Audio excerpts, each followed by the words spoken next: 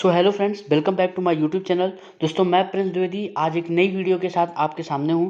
और दोस्तों, आज के इस वीडियो में हम ट्रांसफ़र ऑफ प्रॉपर्टी एक्ट 1882 को डिस्कस करने वाले हैं। इस वीडियो में हम ट्रांसफ़र ऑफ प्रॉपर्टी एक्ट के नेचर, इंट्रोडक्शन, अप्लीकेबिलिटी और नॉन अप्लीकेबिलिटी के बारे में बात करेंगे। तो ये वीडियो बहुत ही इफेक्टिव और एग्जॉस्टिव होने वाली है दोस्तों। तो इस वीडियो को लास्ट तक देखें और इस वीडियो से आप अपने नोट्स बना सकते हैं। तो चलिए हम वीडियो को स्टार्ट करते हैं। लेकिन अगर आप हमारे चैनल पर नए हो तो दोस्त चैनल को सब्सक्राइब जरूर कर देना, बेल आइकन को भी प्रेस कर देना। और आप अगर हमारे टेलीग्राम चैनल पर ज्वाइन होना चाहते हो तो उसका लिंक डिस्क्रिप्शन में दिया है, आप वहाँ से हमारे टेलीग्राम चैनल पर ज्वाइन हो सकते हो। तो चलिए दोस्तों, बिना टाइम वेस्ट करते हुए वीडियो को स्टार्ट करते हैं। तो दोस्तों, अगर हम सबसे पहले बात करें कि ट्रांसफ़र ऑफ प्रॉपर्टी होता क्या है, ठीक है। तो ट्रांसफ़र ऑफ प्रॉपर्टी दोस्तों दो शब्द से मिलके बनी है, एक है ट्रांसफ़र और एक है प्रॉपर्टी। तो ये जो ट्रांसफ़र होता है दोस्तों, कैसा होता है, ट्रांसफ़र का मतलब क्या होता है। तो दोस्तों, अगर आपको सरल भाषा में बताऊं तो it is the transfer of interest and rights, ठीक है। ये अधिकारों का क्या है, हस्तांतरण है, राइट्स का ट्रांसफ़र है दोस्तों, ठीक है। जैसे देखो, आप कोई भी चीज़ ट्रांसफ़र करते हो, ठीक है, तो इसमें मूवेबल और इमूवेबल दोनों की बात की गई है, मतलब चल संपत्ति और अचल संपत्ति दोनों की बात की गई है। तो चल संपत्ति को तो आप आराम से ट्रांसफ़र कर सकते हो, जैसे मान लो टेबल है, चेयर है, किसी और को दे सकते हो। बट इमूवेबल प्रॉपर्टी क्या होता है, जो अचल है, जिसको आप एक जगह से दूसरी जगह मूव नहीं कर सकते, वो होती है इमूवेबल प्रॉपर्टी दोस्तों, ठीक है। तो उसको आप क्या करते हो, उसको आप किसी को ट्रांसफ़र करते हो तो उसमें इंटरेस्ट जो है, जो राइट्स हैं आपके, वो आप राइट्स को ट्रांसफ़र करते हो। तो दोस्तों, जैसा मैंने आपको बताया कि जो ट्रांसफ़र ऑफ प्रॉपर्टी एक्ट है, ये दो शब्दों से मिलकर बना है, एक ट्रांसफ़र और एक प्रॉपर्टी। तो ट्रांसफ़र जो होता है वो क्या होता है दोस्तों, इंटरेस्ट और राइट्स का ट्रांसफ़र, ठीक है, अपने अधिकारों का हस्तांतरण, ठीक है। लेकिन प्रॉपर्टी है तो प्रॉपर्टी की डिफिनीशन दोस्तों इसमें दी हुई है। प्रॉपर्टी की particular definition transfer of property act में नहीं दी हुई है, लेकिन प्रॉपर्टी का हम यही मतलब समझते हैं कि मूवेबल प्रॉपर्टी और इमूवेबल प्रॉपर्टी, जैसे मैंने अभी आपको बताया कि चल संपत्ति और अचल संपत्ति। तो ये जो ट्रांसफर ऑफ प्रॉपर्टी एक्ट है दोस्तों, ये दोनों पर अप्लाई होता है, applies to both movable property also as well as the immovable property पर भी ये एक्ट अप्लाई होता है। ये चीज़ें ध्यान में रखिएगा। तो अब बात करते हैं इसके इंट्रोडक्शन की दोस्तों। तो अगर इसके इंट्रोडक्शन की हम बात करें तो ये जो ट्रांसफ़र ऑफ प्रॉपर्टी एक्ट है, ये 1882 का एक्ट है और ये एक्ट नंबर 4 है ऑफ 1882 का। कहने का मतलब दोस्तों, 1882 में जितने भी एक्ट बने हैं, ये 4th नंबर पर ये एक्ट बना था, इसलिए एक्ट नंबर 4 है 1882 का। अब दोस्तों, ये कब लागू हुआ अपने देश में, तो ये 1 जुलाई 1882 को लागू हो गया था, इन्फोर्स हो गया था अपने कंट्री में। अब दोस्तों, ये ट्रांसफर ऑफ प्रॉपर्टी एक्ट में कितने चैप्टर हैं, तो टोटल 8 चैप्टर हैं, जिसमें 137 सेक्शन हैं, ठीक है दोस्तों। अगर बात करें तो ये जो ट्रांसफर ऑफ प्रॉपर्टी है, ये कौन सी लिस्ट का बात करता है, तो दोस्तों जैसे कि आपने पढ़ा होगा कि हमारे देश में जो पावर को सेपरेट किया गया है 3 लिस्ट में, एक सेंट्रल लिस्ट, एक स्टेट लिस्ट और एक कंकरेंट लिस्ट। सेंट्रल लिस्ट में जिसमें यूनियन गवर्नमेंट है, जो केंद्र सरकार है, उन सारे सब्जेक्ट पर कानून बना सकती है, ठीक है। और जो स्टेट लिस्ट है, वो स्टेट गवर्नमेंट है जो वो कानून बना सकती है। लेकिन कंकरेंट लिस्ट क्या होती है दोस्तों, जिसमें state government as well as central government दोनों मिलकर कानून बना सकती हैं, ठीक है। तो ये जो ट्रांसफर ऑफ प्रॉपर्टी है, ये 3rd लिस्ट की बात करता है, मतलब कंकरेंट लिस्ट की बात करता है, एंट्री नंबर 6 शेड्यूल 7। क्लियर है दोस्तों। और ये अप्लाई होता है दोस्तों मूवेबल और इमूवेबल दोनों प्रॉपर्टी पर, ठीक है। तो ये हो गया दोस्तों इंट्रोडक्शन। अब बात करते हैं दोस्तों इसके नेचर के बारे में। तो अगर नेचर के बारे में बात करें कि इसकी प्रकृति कैसी है, तो दोस्तों ये जो ट्रांसफर ऑफ प्रॉपर्टी एक्ट है, सबसे पहले ये कोडिफाइड है। अब आपके दिमाग में आया होगा कि कोडिफाइड क्या होता है, तो कोडिफाइड मतलब हिंदी में इसको बोलते हैं संहिताबद्ध। मतलब कि ये जो एक्ट है, इसको एक पर्टिकुलर मैनर में अरेंज किया है, एक कोड में, स्पेसिफिक कोड में अरेंज किया है। जैसे आईपीसी पढ़ते हो आप, सीआरपीसी पढ़ते हो, तो ये सब कोडिफाइड है। कोडिफाइड मतलब कि सेक्शन लिखे हैं, सेक्शन 1 सेक्शन 2, मतलब विधिवत रूप से एक अरेंज्ड मैनर में है। तो ऐसे ही ट्रांसफर ऑफ प्रॉपर्टी एक्ट जो है दोस्तों, वो कोडिफाइड लॉ है, मतलब कि इसमें भी सेक्शन बताए हुए हैं और इसको एक स्पेसिफिक कोड में, स्पेसिफिक मैनर में अरेंज किया गया। दूसरा दोस्तों, ये सब्सटेंसिव लॉ है। आपने पढ़ा होगा कि लॉ 2 प्रकार के होते हैं, एक सब्सटेंसिव लॉ, एक प्रोसीजर लॉ।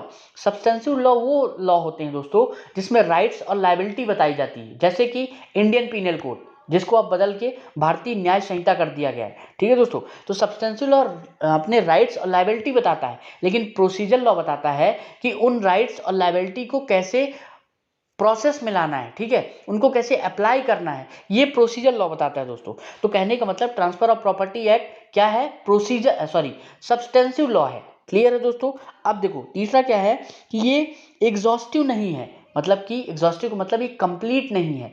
इस एक्ट को मतलब फॉलो करने के लिए, अप्लाई करने के लिए कुछ और एक्ट की सहायता लेनी पड़ती है, हेल्प लेनी पड़ती है, इसलिए ये लॉ एग्जॉस्टिव नहीं है, कंप्लीट नहीं है। कौन कौन से एक्ट हैं, जैसे इंडियन कॉन्ट्रैक्ट हो गया 1872 का, सीपीसी हो गया, इंडियन रजिस्ट्रेशन एक्ट हो गया, और भी ऐसे लॉ हैं जो ट्रांसफर ऑफ प्रॉपर्टी एक्ट को अप्लाई करने के लिए हेल्प लेनी पड़ती है, इसलिए ये एग्जॉस्टिव नहीं है दोस्तों। क्लियर है दोस्तों। अब आपके दिमाग में ये बात आती होगी कि ट्रांसफर ऑफ प्रॉपर्टी एक्ट तो 1882 1882 में बना, तो क्या इससे पहले प्रॉपर्टी ट्रांसफर नहीं होती थी? होती थी दोस्तों, लेकिन उस पर कौन सा लॉ अप्लाई होता था? उस पर होता था लॉ ऑफ इक्विटी और law of equity, justice and good conscience लागू होता था। क्लियर है दोस्तों। तो ये है नेचर। ठीक है, अब बात करते हैं दोस्तों ट्रांसफर क्या होता है। तो दोस्तों यहाँ पे ट्रांसफर दो प्रकार से किया जाता है, एक एक्ट ऑफ पार्टीज के द्वारा और एक ऑपरेशन ऑफ लॉ के द्वारा।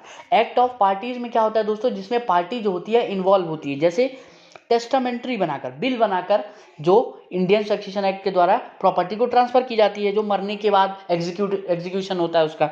ठीक है, और दूसरा चीज है दोस्तों यहाँ पे इंटरवाइवो। इंटरवाइवो मतलब लिविंग पर्सन जो ट्रांसफर करता है उसको इंटरवाइवो बोलते हैं। ठीक है, तो एक्ट ऑफ पार्टीज के द्वारा दो प्रकार से प्रॉपर्टी ट्रांसफर होती है, एक टेस्टामेंट्री और एक इंटरवाइवो। इसमें जैसे मैंने आपको बताया कि जो एक्ट ऑफ पार्टीज में होती है उसमें वॉलेंट्री ट्रांसफर होता है। ठीक है, मतलब अपनी सहमति से बंदा ट्रांसफर करता है।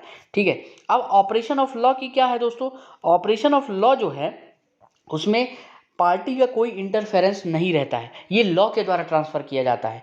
क्लियर है दोस्तों।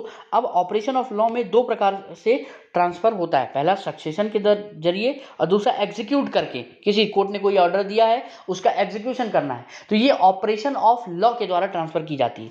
क्लियर हो गया दोस्तों। अब देखो जो टेस्टामेंट्री तो हमने देख लिया यहाँ पे एक्ट ऑफ पार्टीज में कि बिल के द्वारा होता है, लेकिन इंटरवाइवो जो लिविंग पर्सन है वो 4 या 5 प्रकार से, यहाँ पे हमने देखा 6 प्रकार से क्या कर सकता है, प्रॉपर्टी को ट्रांसफर कर सकता है। पहला है सेल, जो कि ट्रांसफर ऑफ प्रॉपर्टी एक्ट में सेक्शन 54 से 57 तक डील करता है। दूसरा है मॉर्टगेज, ये सेक्शन 58 से 104 तक, और लीज जो सेक्शन 105 से 117 तक 117 तक डील करता है। और चौथा है एक्सचेंज, जो कि सेक्शन 118 से लेकर 121 तक डील करता है। पांचवा है दोस्तों एक्शनेबल क्लेम, सेक्शन 130 से लेकर 137 तक एक्शनेबल के क्लेम के बारे में बात की गई। और लास्ट है गिफ्ट, जो कि सेक्शन 122 से लेकर 129 तक बात की गई है। तो दोस्तों ये था ट्रांसफर के बारे में। अब हम बात करते हैं अप्लीकेबिलिटी के बारे में, मतलब ये ट्रांसफर ऑफ प्रॉपर्टी एक्ट कहाँ कहाँ अप्लीकेबल है, कहाँ कहाँ भारत के किस किस कोने में लागू होता है। तो दोस्तों देखो, जैसा मैंने आपको बताया कि before the transfer of property act law of justice, equity और गुड कंसाइंस अप्लीकेबल था। ठीक है, अगर पहले ट्रांसफर ऑफ प्रॉपर्टी एक्ट के आने से पहले अगर प्रॉपर्टी ट्रांसफर की जाती थी तो law of equity, justice and good conscience के द्वारा प्रॉपर्टी को ट्रांसफर किया जाता था। ठीक है, अब बात करते हैं सेक्शन 1 क्या बोलता है। सेक्शन 1 क्या बोलता है कि ये जो एक्ट है ये पूरे भारत पर लागू होगा, this act will be applicable to the whole of India. Clear है दोस्तों, लेकिन कुछ एक्सेप्शन भी दिए हैं कि कहाँ कहाँ ये एक्ट अप्लाई नहीं होगा, कह सकते हो कि नॉन अप्लीकेबिलिटी के बारे में बात की गई है।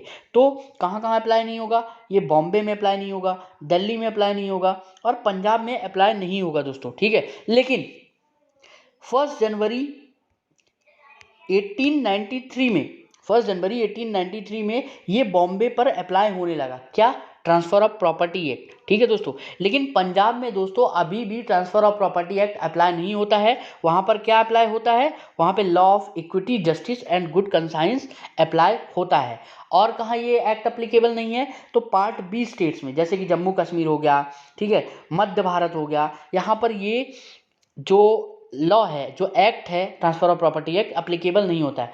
पार्ट बी स्टेट्स कौन से होते हैं? तो दोस्तों आपको पता है कि जब हमारा भारत मतलब आज़ाद होने के बाद मतलब part A states, part B state, part C states और पार्ट डी स्टेट्स में डिवाइड किया गया था। तो वही पार्ट बी स्टेट्स में जितने राज्य जाते थे उसमें ये जो एक्ट है ये अप्लाई नहीं होता था। लेकिन दोस्तों इसमें स्टेट गवर्नमेंट को पावर भी दी गई है। स्टेट गवर्नमेंट को क्या पावर दी गई है कि स्टेट गवर्नमेंट ऑफिशियल गैजेट में नोटिफिकेशन देकर ये बता सकता है कि जो ट्रांसफर ऑफ प्रॉपर्टी एक्ट है ये कहाँ अप्लाई होगा और कहाँ अप्लाई नहीं होगा। ठीक है दोस्तों, तो ये स्टेट गवर्नमेंट के पास पावर है कि ये ऑफिशियल गैजेट में नोटिफिकेशन देकर ये सब बता सकती है। लेकिन और भी यहाँ पे स्टेट गवर्नमेंट के पास पावर है कि जो सेक्शन 54 है उसका पैरा 2 और पैरा 3 और सेक्शन 59 जो है 107 है 123 है ये अप्लाई होगा उनके स्टेट में या नहीं होगा, ये भी स्टेट गवर्नमेंट बता सकती है। क्लियर है दोस्तों, ये बात ध्यान रखिएगा। और दोस्तों एक बात और बताई गई है इसमें कि ये जो एक्ट है ट्रांसफर ऑफ प्रॉपर्टी एक्ट, जहाँ पे इंडियन रजिस्ट्रेशन एक्ट अप्लाई नहीं होगा वहाँ पे ये सेक्शन जो मैंने बताए हैं सेक्शन 54 उसका पैरा 2, 3, सेक्शन 59, 107 और 123 वो भी अप्लाई नहीं होगा। कहने का मतलब कि जहाँ पे इंडियन रजिस्ट्रेशन एक्ट अप्लाई नहीं होगा वहाँ पे ये सेक्शन भी अप्लाई नहीं होंगे। तो दोस्तों आई होप आपको ये समझ में आया होगा। आगे के सेक्शन अगले वीडियो में मिलेंगे, आगे के सेक्शन को डिस्कस करेंगे। तो अभी तक इतना ही।